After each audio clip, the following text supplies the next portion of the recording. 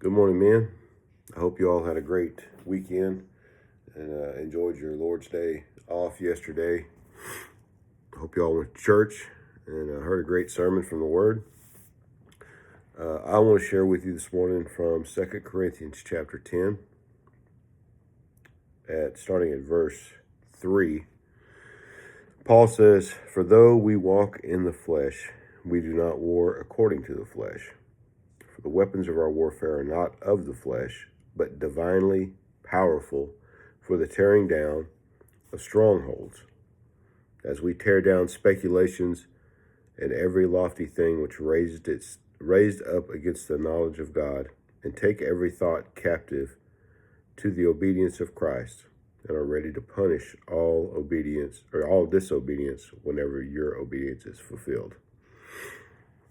I wanted to talk about this morning because I think that sometimes we think that because we have a thought, it's okay because we didn't actually do the deed, right?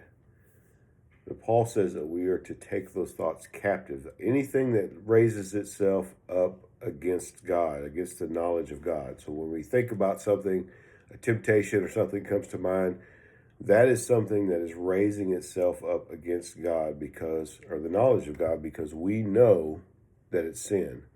If you are saved today, you know that those things are sin.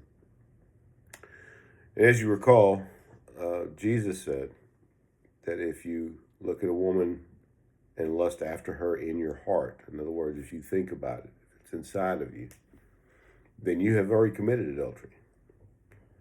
And that's a tough one, because women in today's society, well, I guess I always have, are attractive to men. They look good. So you have to take that thought and run it through the mill of the knowledge of God. And if it's a sin, if you are lusting after this woman, or if you are thinking about manipulating someone, lying to someone, stealing from someone, going back and doing that line, or whatever that exalts itself against the knowledge of God, then you're playing with sin in your mind. And you have to take that thing captive and cast it down.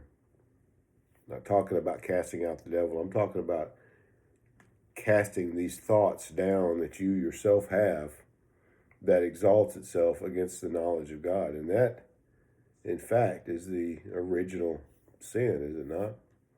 Didn't Lucifer say, "I will exalt my throne above God"? Didn't he manipulate Eve into believing that God didn't really say what God said? These are things that exalts itself against the knowledge of God.